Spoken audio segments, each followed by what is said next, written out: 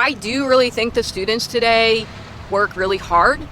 I think the studying is really intense, especially depending on your major, but I would say that the work levels now are far, far higher than what I encountered 35 years ago. I'm going to date myself here. And the work levels were pretty intense then, but I don't think there's any comparison to what they are today. People want to be financially free.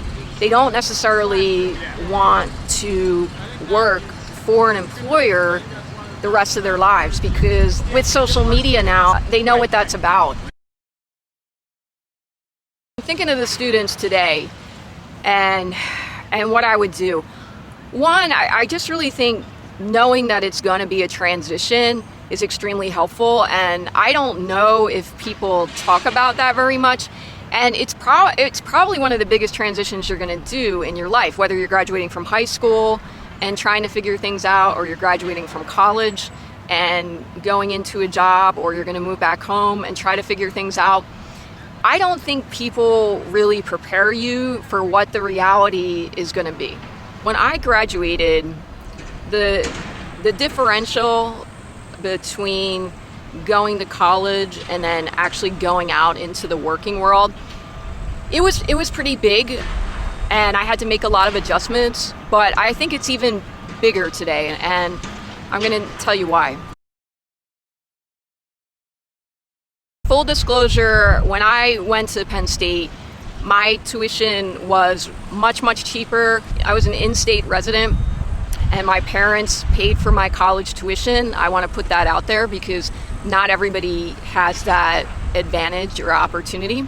The other thing was I was a resident assistant my last year here, and so I believe at the time I definitely got free room and board, and my tuition was half, so that helped my parents out a lot.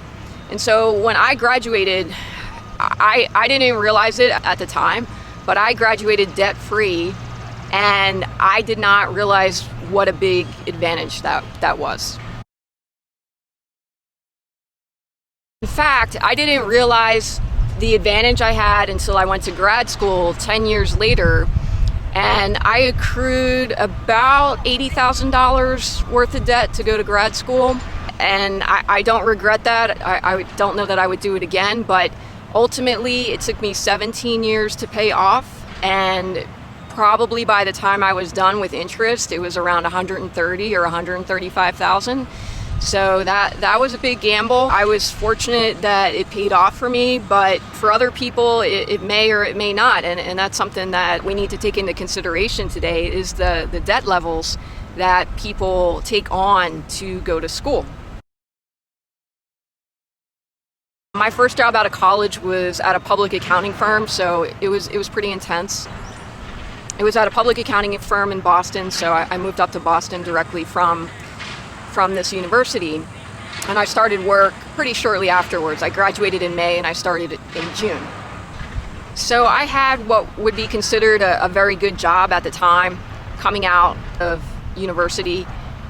And some of the things I wish I knew for this transition is I don't think that anyone really prepares you for the fact that your whole life for a while is going to be taken up by work if you have a professional job.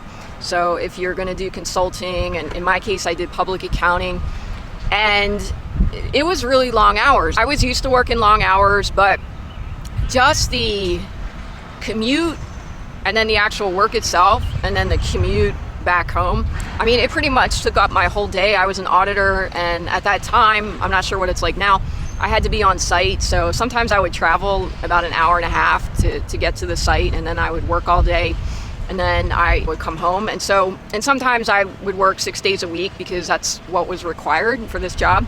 And I'll be honest, I couldn't handle it, and it threw me into depression. I didn't have much family support, and I didn't know anyone in Boston when I moved up there. If I had to do it all over again, I wouldn't do anything differently, but I would prepare mentally more than I did. I think if you're a student graduating and you have a good relationship with your parents, I think going back home for a period of time is actually an excellent idea. Families are more amenable today to having their sons and daughters move back home. And I actually think that's a good idea because everything is very expensive to move out on your own. I'm going to date myself again, but when I moved up to Boston, I lived in Arlington, Virginia, and I lived with one roommate who owned the condo, and I paid $450 a month for rent. My starting salary was $28,000 a year. So by today's standards, everything has gone up significantly. And because of that, I think you have to have more of a game plan. As I was filming this video, a Czechia came walking across and was just asking me what I was doing. And he goes to Penn State here. So I want to just ask him about his experience and how he feels about the transition from going from Penn State to the next stage. So I'm graduating in August, end of summer. But I'm trying to go for grad school, take a break for a year, just work, get some experience. Most networking, what I'm going to talk about is why networking matters, and just networking after a year, try to go for grad school, maybe in the IC department or maybe in business, and see if I want to do a master's or a PhD. I'm not sure which one I'm going to do, but I'm going to I want to talk to more people, and then I'll make a decision on what I want to do. The job market is kind of tough right now, so it's but luckily I got an internship here working, and hopefully that can work to a full-time position. Let's see how it goes. And then the year off, will you continue to be at the university during your year off? Yeah, I'm gonna be here just working, and hopefully the internship that I'm doing over the summer, it converts to a full-time position, so I get support myself, pay my own rent, and not ask my parents for money constantly. Oh, that's so nice. And let's see. Hopefully everything goes well. Oh, and then from there, I'll make a decision what I want to do in grad school. You sound like you really have a good plan. Yeah, but I just need more information. I'm not sure yet, but time will tell, I guess. Yeah. In a year, I'll know. All right. Well, I think you're going to do great. Thank you so much. Thank you. I appreciate it. Yeah. Yep. Good luck. Networking and getting to know people is really important. And I just want to share how I usually do it versus how I've seen other people do it. I lived in New York for a long time, and so a lot of times when I would meet people there, it was obvious they were like, okay, what can I get from this person? Hi, I'm so-and-so, I do la la la la la. And it's almost like, machine gun words coming at you. And sorry, I'm just laughing because it happens so much there. So what I usually do, and I find this to be effective, and I've done this throughout my whole career, is I just get to know people for the sake of getting to know people. Like when that guy came up and we started talking, and we were like, hey, and we actually really wanted to help each other. So I wasn't like, oh, what can I get from you? And he wasn't like, oh, what can I get from you? We exchanged information and we'll stay in contact, and it was totally spontaneous and it was a lot of fun. So when that happens, that's really the way I think it should work. So whenever I network with people, it's like, okay, I'm looking for this, for a win-win. I'm not looking for what can I get from you? Just try to make it a win-win. What can I do for this person and what can this person do for me?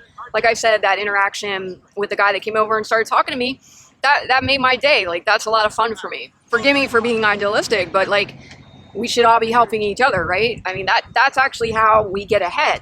And I think sometimes in America, we forget about that. When I graduated, there was more of a pathway, more of a corporate pathway to success, in the sense that people would get a job and they would potentially plan on being there for life. I know some people that I graduated from high school with, and they had the same job for 20 or 30 years. And I think that's far less common today. I think most people plan to stay in a job anywhere from 2 to 5 years, maybe, depending. And if they get a better offer, they're going to jump somewhere else. And that's totally legitimate, because unfortunately, a lot of times companies are not necessarily going to say, oh, you did a great job, let me give you a 10% raise and promote you. Now, sometimes that does work, but other times you're going to have to go get another job offer, and for them to retain you, you're going to have to come back and say, I got this job offer, it's $10,000 more a year, I'm going to go. And sometimes they'll step it up if you're valuable and they don't want to see you go. Another important thing is people want to be financially free. They don't necessarily want to work for an employer the rest of their lives, because with social media now, they know what that's about. In some of these situations, it's almost like being a slave. I know when I worked in healthcare, it could be quite difficult, the things that healthcare workers endure. And it's not necessarily different in the corporate world either. Now, with that said, there's still islands of good jobs, for sure. I'm in a lot of healthcare groups. I was in healthcare for 20 years. And there's a lot of people looking to get out of healthcare right now because it's really, really difficult. And one of the things I see is a lot of people are just looking for that miracle job. Like, just give me the miracle job where I'm going to work from home. I'm going to make $100,000 a year. I'm going to make my own hours, and I'll be able to watch my kids while I do my job. And I'm like, oh my God, does that job exist? Because if it exists, let me know. So it's a combination today of working hard and working smart, whereas when I graduated, it was more like you can follow pathways to success. And I feel like those pathways to success have radically changed, and it's really more up to the individual to create their pathway to success. And what happens is a lot of times you might work for an employer for a couple of years, but you still kind of got to keep your feelers out, right? Even when I was working the whole time, like, I was never too comfortable. And I had my resume updated, now probably just being on LinkedIn and having your resume updated and just kind of staying connected to people, even if you have a good situation. And it's like surfing the wave. When you're in a good situation, the visual I always get is just surf that wave and have fun. And then sometimes that wave crashes, and then you got to get on your surfboard and paddle out there and catch another wave. And that's kind of the way it is today. It's not so much like, yeah, I'm going to have the same job until I retire. I don't think most people that are under the age of 30 or 35 really think that. But there are some things you can do to put yourself in a good advantage. And that is try to minimize the debt. I know sometimes that's not always possible. I mean, when I went to grad school, I took on a fair amount of debt. But if at all possible, try to minimize it. And if you're in high school watching this, I mean, consider going to a community college for a couple of years, because that's really going to save you a lot of money if you commute from home and go to a community college. Now, I understand sometimes that's not what you want to do, or you want the full college experience, or maybe your living situation isn't good at home and that's not really an option for you. And that's why there's so many different pathways. It's kind of hard to incorporate into one video. But what I would really suggest is, even if you're 17 years old, really start formulating a plan. And I'm going to give you this example. I'll link this YouTube video in the show notes. There was a guy, he's 20 years old as of the video that I watched. And for 4 years, he was working on his YouTube channel, and he finally got a viral video, and he was getting like 10 million views a week. Now, that didn't happen overnight, and this guy worked really hard. Like, he worked 24/7 on his channel. I believe it's a Minecraft channel. And he was going to school, doing all that, living at home, so he was supported by his parents, which is a big thing, because that's the thing. When you want to do your own business, you're going to need to have some type of source of support, whether it's resources ahead of you or you're living at home. Most people live at home a lot that are young and do their business. Or like when I lived in New York, a lot of the younger people that lived there were supported by their parents and or trust funds.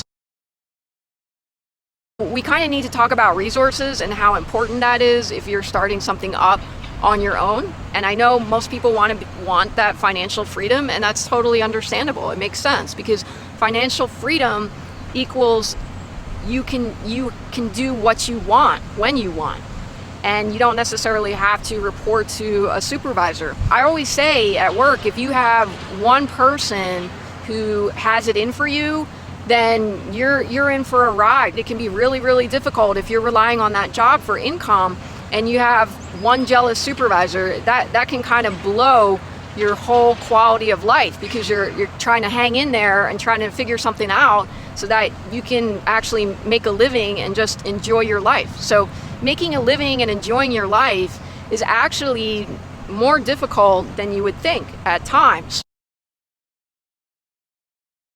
now, if I was graduating, I'd be ready to surf the wave, and when things are going good, I'd be like, great, I'm surfing that wave. And then when things crash, and there's a record producer, Clive Davis, and I always remember he said this. He said, life doesn't just go up, up, up, up. And he said that, I watched that years ago, and I always remembered that. I think being prepared for the inevitable, whatever that is, just kind of having that open mindset is going to help you a lot. And then scanning for your resources, all right? So are you gonna live at home? Or like when I spoke to the guy that came up to me, he's got a plan. He's graduating in August. He's got a summer internship. It might turn into a full-time job. And he actually wound up meeting someone face-to-face who helped him out with that when he was here studying over break. And that's the other thing.